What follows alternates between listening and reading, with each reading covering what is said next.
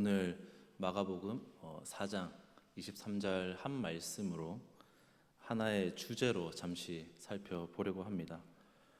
보고 들을 것이 많은 오늘날, 우리가 무엇을 듣고 무엇을 보아야 할까라는 생각에 제가 잠시 잠겼다가 이것을 오늘 말씀으로 하게 되었습니다.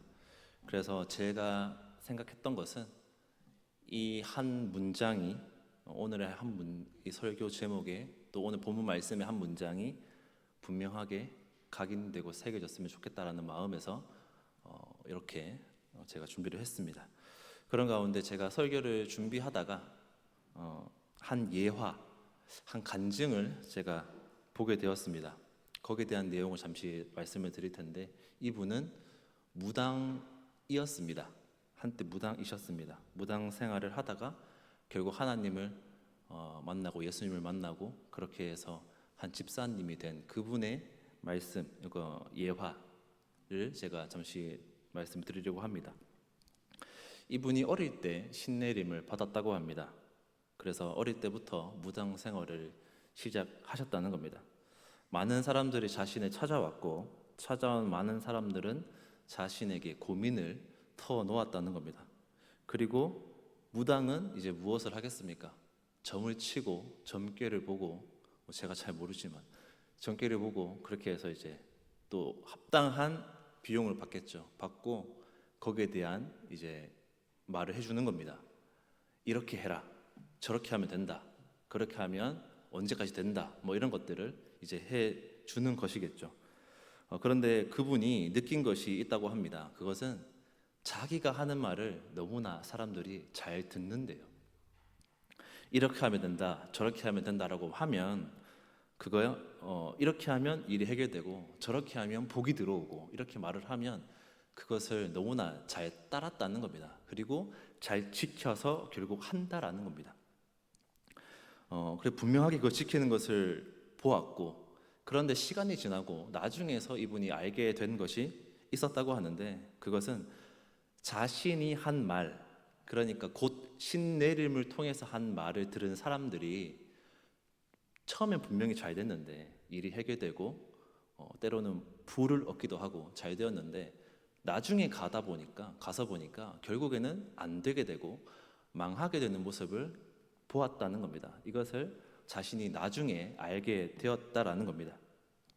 그래서 생각했다는 겁니다. 이건 아닌 것 같은데, 이건 아닌데 생각했다는 겁니다. 나중에 결과를 보았을 때는 인간적으로도 이것은 아닌 것 같다는 생각이 그분이 들었다는 겁니다. 그러다가 문득 어릴 때 한 친구가 자기에게 했던 말이 생각이 났다는 겁니다. 그것은 예수님을 믿으면 구원을 받고 그리고 하나님의 자녀로 천국에 들어간다라는 말이 갑자기 떠올랐다는 겁니다. 그리고 이 생각을 한 그날 밤 잠을 잤는데 꿈에 귀신들이 나타났다는 겁니다. 그리고 귀신들이 나타나서 하는 말이 이렇습니다. 예수 믿으면 죽어, 예수 믿으면 죽어, 이 말을 했다는 겁니다.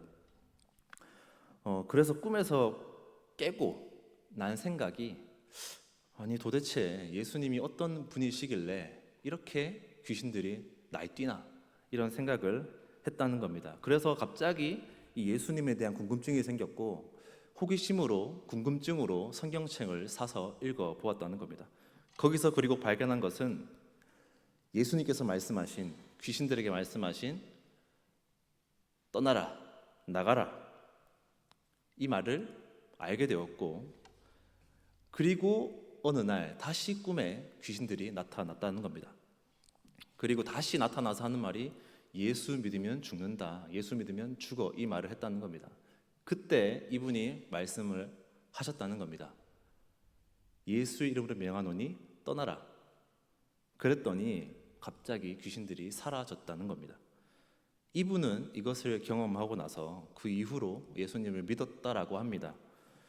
그리고 나서 성경을 깊이 보게 되었고, 그리고 또 안 사실이 있는데, 자신이 무당에 속해 있을 때는, 귀신이 함께 할 때는 협박과 공포를 통해서 사람들에게 말을 듣게 하고 처음엔 잘 되더라도 망하게 하는 것을 자신이 했었고 보았는데, 성경 말씀을 통해 만난 하나님은 사랑이 넘치고 온유하시고 평화로우시고 예수를 믿는 이들에게 성령까지 보내주셔서 세상 끝까지 이길 수 있는 힘을 주신다는 것을 알게 된 이 사실을 알게 되고 너무나 놀라웠다는 겁니다. 그래서 이것을 안 이후로는 너무나 감사해서 잠을 자기도 힘들었다라고 간증을 하는 것을 제가 접하게 되었습니다.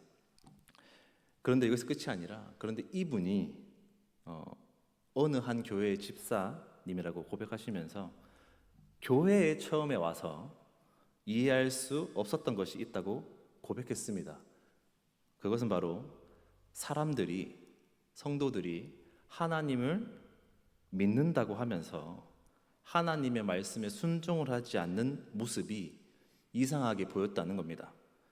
그리고 더 놀라웠다는 것은 순종은 하지 않으면서 복을 달라고 하는 그 모습이 도무지 이해가 안 되었다라는 겁니다.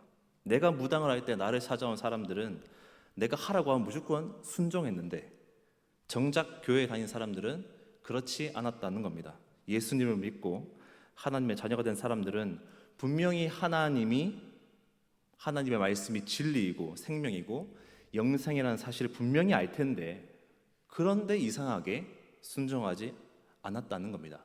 그러면서 마지막에 이분이 하시는 눈물로 하시는 말씀이 이겁니다. 여러분, 제발 하나님 말씀 들으세요. 하나님 말씀에 순종하세요 였습니다. 오늘날 많은 사람들이 말씀은 들어도 순종하지 않는 모습이 있는 것 같습니다. 분명히 있습니다. 그리고 많은 그리스도인과 교회가 하나님의 말씀을 들어도 믿음으로 순종하지 않는 모습이 분명히 있습니다. 그리고 성경은 그 이유가 귀가 있어도 듣지 못하고 눈이 있어도 보지 못하기 때문이라 이렇게 이야기하고 있다라는 겁니다. 이것에 대해서 먼저 이사야 6장 9절에 이렇게 되어 있습니다. 여호와께서 이르시되 가서 이 백성에게 이르기를 너희가 듣기는 들어도 깨닫지 못할 것이요 보기는 보아도 알지 못하리라. 그리고 신약에 와서 마태복음 13장 14절에 이렇게 말합니다. 이사야의 예언이 그들에게 이루어졌으니 일렀을 때 너희가 듣기는 들어도 깨닫지 못할 것이요 보기는 보아도 알지 못하리라. 위 말씀에서 무엇이 지금 이루어졌습니까? 들어도 깨닫지 못하는 것과 보기는 보아도 알지 못하는 것이 이루어졌다라는 겁니다. 하나님의 말씀을 들어도 깨닫지 못하고 하나님의 일하심을 보아도 하나님을 발견하지 못하는 그 모습이 나타났다는 겁니다. 이루어졌다라는 겁니다. 그래서 그렇게 되었다는 거고 곧 그랬다라는 겁니다. 그렇다면 이것은 어떤 상태를 지금 말하고 있는 겁니까? 먼저 말하는 것은 영적 맹인의 상태라는 겁니다. 이러한 상태가 하나님을 믿고 하나님을 섬긴다고 하면서도 실제로는 하나님의 뜻을 알지 못하는 이것이 영적 맹인의 상태다. 이것을 말씀을 통해서 알려주고 있다라는 겁니다. 그리고 이 영적 맹인의 상태를 지적하고 책망하시는 분이 또한 주님이라는 것입니다. 그래서 과거나 더 과거나 현재나 예전이나 지금이나 이 책망과 질책을 주님께서는 하고 계신다라는 겁니다. 그러면 과거나 지금이나 사람들은 어디를 바라보고 무엇을 듣고 있기에 이 영적 맹인이라는 질책을 지금 듣고 있는 것이겠습니까? 그것은 오늘날 먼저 우리는 이것을 시작해야 됩니다. 우리는 지금 어디를 바라보고 있는가? 나는 지금 어디를 바라보고 있는가? 무엇을 듣고 있는가로부터 먼저 시작이 되어야 합니다. 오늘날 우리는 어떻습니까? 진심으로 하나님 나라를 바라보고 있습니까? 오늘날 나는 하루의 시작과 끝을 이 믿음으로 이어가고 있습니까? 살아가고 있습니까? 오늘날 우리 곁에는 수많은 넘치는 성경과 수많은 설교가 있습니다. 그런데도 오늘날 하나님 말씀을 듣지 못한다면 그것은 귀가 없기 때문도 아니고 눈이 없기 때문도 아니고 듣지 못하기 때문도 아니라 보지 못하기 때문도 아닙니다. 결국 다른 곳을 향해 귀가 있기 때문이고 다른 곳을 보고 있기 때문이라는 겁니다. 결국 세상의 소리라는 것이고 사람의 말이라는 것이고 세상의 관심이고 세상의 인기입니다. 이러한 것에 우리의 기준이 귀가 더 열려 있다라는 겁니다. 그런 가운데 우리의 눈은 또 어디를 더 바라보고 있습니까? 하나님 말씀보다 어쩌면 스마트폰을 더 바라보고 있는 그 가운데 유튜브를 먼저 바라보고 있는 우리의 모습이 있게 되고 뉴스와 정치, 트렌드에 내 마음이 더 가고 내 관심이 더 가고 내 마음이 움직이고 세상의 성공과 비교 그러한 것을 바라보고 나아가고 있고 그리고 그런 가운데서 하나님의 말씀을 듣기는 하지만 그 말씀이 마음에 새겨지진 않는 이 모습이 우리 가운데 분명히 있다라는 겁니다. 그래서 보지 못한다는 거고 듣지 못한다는 겁니다. 그리고 이것을 책망하고 계신다라는 겁니다. 이러한 모습은 과거에도 동일하고 지금도 동일합니다. 오늘날과의 모습과는 조금의 차이는 분명히 있을 수 있겠지만 그럼에도 불구하고 과거에도 있다는 이러한 모습은 그 결이 같다라는 겁니다. 그 중에서 이사야를 잠깐 살펴보면 이사야가 활동했던 시기에 이스라엘의 유다는 정치적으로 안정되었습니다. 경제도 크게 발전했고 특히 우시야가 왕으로 있을 그때에는 성벽도 굳건했고 군사력도 강했고 경제와 무역 이런 모든 것들이 활발했습니다. 사람들은 우리는 넉넉하다, 우리는 풍요롭다, 또한 자부했습니다. 실제로 그랬고 겉으로 보기엔 하나님의 복이, 축복이 너무나 충만한 결과로 보였습니다. 하지만 그 내면은 분명히 달랐다는 겁니다. 풍요 속에 교만이 있었고 형식적인 종교 생활이 있었고 예배는 형식만 있을 뿐 하나님을 경외하는 마음은 없어졌다라는 겁니다.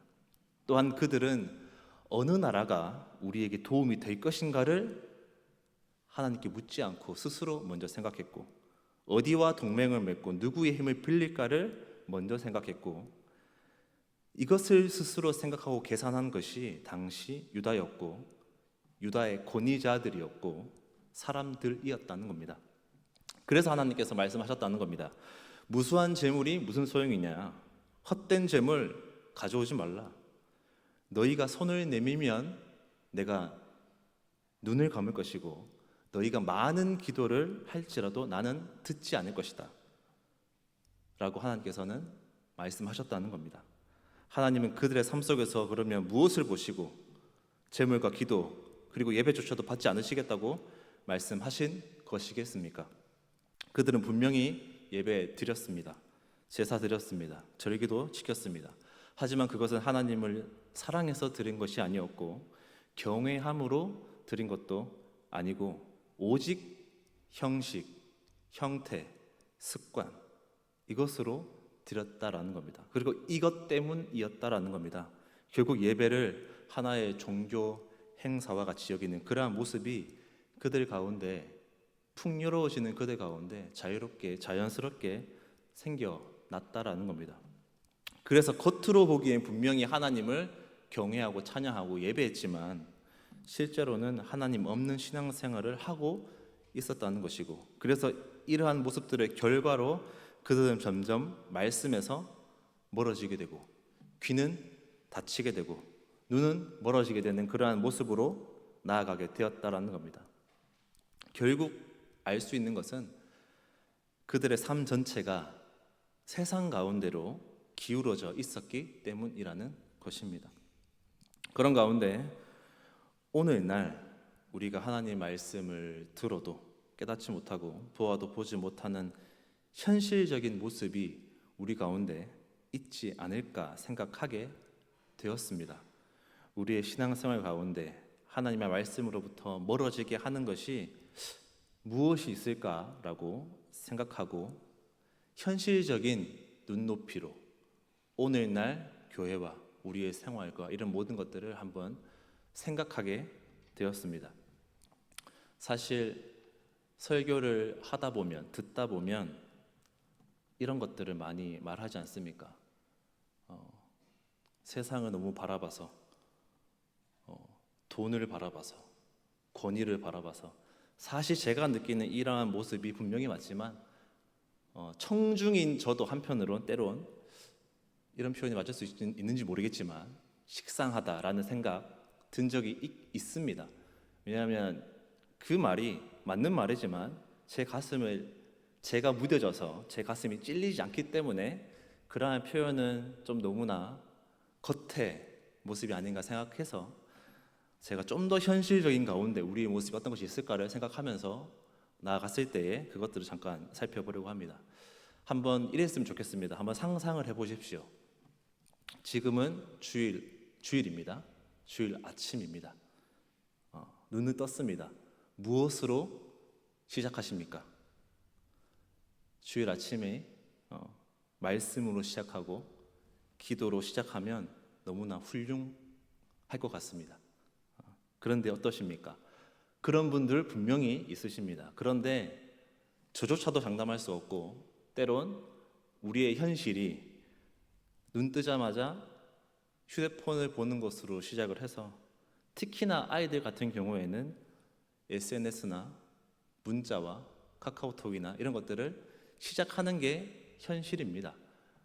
그리고 우리의 또 젊은 세대들 가운데서도 하나님을 향한 말씀과 기도로 시작하지 않는 모습이 우리 가운데 분명히 있다고 생각을 합니다. 그래서 이것을 통해서 먼저 한번 생각해보자 하는 것은 우리의 하루의 시작이 무엇으로부터 시작되고 있나? 우리의 마음과 눈이 그 첫 출발이 어디로 향하고 있나? 이런 것을 한번 상기시켜 보았으면 하는 마음에 이것을 먼저 말씀드렸습니다. 자, 그리고 이제 교회에 왔습니다. 주일 예배를 드립니다. 한번 생각해 보십시오. 지금은 대예배, 11시 예배를 드리고 있는 시간입니다.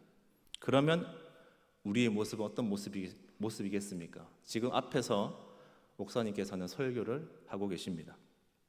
우리는 그 가운데서 어떤 마음이 들고 어떤 생각을 하고 그 자리에서 예배를 드리고 있겠습니까? 어떠해야겠습니까? 그리고 이뤄야 할 것 같습니다. 하나님의 말씀으로 받고 하나님의 말씀으로 듣고 하나님이 지금 우리에게 하시는 말씀이구나, 이 나라를 향해 하시는 말씀이구나, 나에게 하시는 말씀이구나 하는 것이 있어야 하지 않겠나 생각합니다. 그래서 말씀 앞에서 우리의 자세는 곧 순종이고 아멘입니다. 이것 외에는 올 게 없다고 생각이 된다라는 겁니다. 그런데 이럴 수 있습니다. 오늘 말씀 참 좋다. 목사님 설교 참 잘하신다. 설교 준비 많이 하신 것 같다. 좋은 말입니다. 좋은 의미로 제가 지금 말씀드리고 있는 겁니다. 하지만 거기에만 머무를 수 있다라는 겁니다. 마치 평가라고 할 수는 없지만 그러한 평가하는 모습이 있을 수 있다라는 겁니다. 오늘 구성이 참 좋으시다. 공부를 많이 하신 것 같다라든지 이런 것이 하나님의 말씀으로 받기보다 저게 틀렸냐 아니냐, 구성이 좋다 안 좋다라는 그러한 모습으로도 우리의 모습이 한끗 잘못 나아갈 수 있는 모습이 있다라는 겁니다. 또 오해는 하지 않으시기를 바라는 것이, 그렇다고 해서 잘못된 해석, 이 모든 것들을 아멘과 순종을 받아야 한다 이 말씀을 드리는 것도 아닙니다. 말씀을 바라보는 자세를 말하기 위함이고, 주일 예배 가운데, 말씀 가운데, 그리고 찬양 가운데 하나님께서 내 마음을 울렸다면 거기에 대한 것은 아멘과 순종 외에 자연스러운 반응은 더 이상 무엇이 있지 않을까 하는 생각으로 지금 이야기를 말씀드린다는 겁니다. 그래서 이것을 말하는 것조차도 나는 말씀으로 받고 있는가? 하나님의 말씀을, 내게 하신 말씀, 명령, 선포로 그렇게 받아들이고 있는가 하는 것을 제가 짚기 위함입니다. 그리고 또 한번 생각해 보시면 좋을 것 같습니다. 지금 예배 가운데 찬양하는 시간입니다. 그리고 대표 기도자입니다. 그렇다면 그 가운데에는 어떤 모양으로 찬양을 해야 하고 어떤 모습으로 기도를 하는 것이 맞겠습니까? 찬양할 때 우리의 모습은 이뤄야 할 것 같습니다. 주인공 되신 하나님을, 주님을 인정하고 바라보고 그것을 인정하면서 하나님을 바라보고 찬양하는, 하나님을 상기시키는 마음으로, 떠올리는 마음으로 찬양하는 것이 바람직하다 생각합니다. 그리고 기도할 땐 내 말이지만 이 말이 하나님께 닿기를 바라는 마음으로, 진심이 전해지기를 바라는 마음으로 하는 것이 바람직한 또 기도라고 생각을 합니다. 그런데 이럴 수 있습니다. 찬양을 하는데 우리가 순간 딴 생각할 수 있습니다. 내가 좋아하는 찬양이네. 오늘 찬양이 잘 안 되네. 목이 잠겼는데 높다. 이런 생각할 수 있습니다.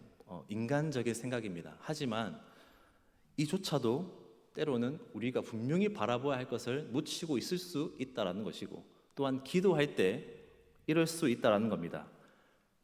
내가 하는 이 기도가 어떻게 들려질까? 저 사람이 어떻게 받아들일까 하는 모습이 때는 우리의 사심이 분명히 담겨 있을 수가 있다라는 겁니다.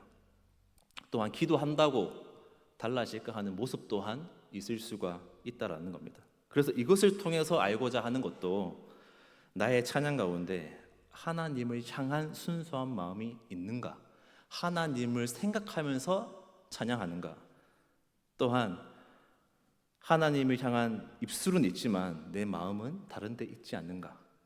그래서 몸은 자리에, 예배 자리에 앉아 있지만 내 생각과 내 마음은 다른 곳을 두고 찬양하고 기도하고 있지는 않은가라는 것을 떠올렸으면 좋겠다는 것에서 지금 말씀드린다는 겁니다.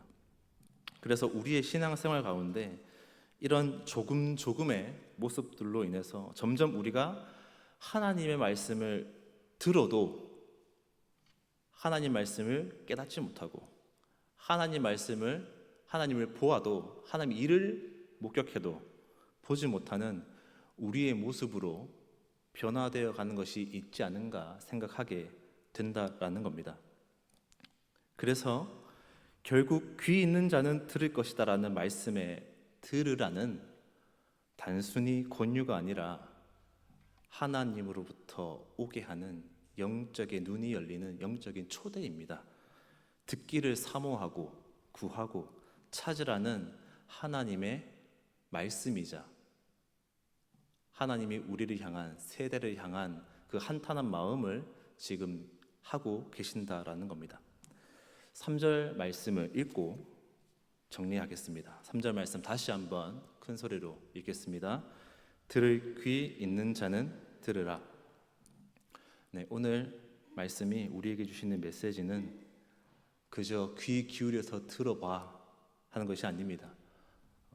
하나님은 우리에게 내 말을 들을 마음을 회복하라는 것을 말씀하고 계신 것이고, 단순히 소리를 인식하라는 것이 아니라 그 말씀을 마음으로 받아들이고 삶으로 반응하라라는 것입니다. 그래서 하나님의 말씀이 내 생각을 바꾸고 내 방향을 바꾸고 내 삶을 움직이는 것, 그때 그것이 바로 하나님의 말씀을 온전히 또 듣는 것, 귀담아 듣는 것, 깨닫는 것이라는 것입니다. 그렇기에 수산에 사랑하는 모든 성도 여러분 한 분 한 분은 세상 속에서 살아가지만 하나님의 음성을 듣는 귀와 눈이 분명하게 있으시길 소망합니다. 또한 부족했다면 오늘 다시 한번 하나님 말씀에 순종함으로 눈과 귀가 완전히 회복되어지는 그러한 소중한 시간이 되시기를 간절히 소망합니다. 기도하겠습니다. 하나님 아버지, 말씀을 통해 우리의 귀를 열어주시고 마음을 깨워주심을 감사드립니다. 세상의 소리보다 하나님 음성에 더 귀 기울이게 하시고 말씀 앞에 하나님의 말씀으로 받는 순수함이 있게 하시고, 또한 우리가 할 것은 아멘이요 순종밖에 없다는 것을 우리가 알게 하여 주시옵소서. 들을 귀 있는 자 되게 하여 주시옵소서. 모든 말씀 예수님 이름으로 기도합니다.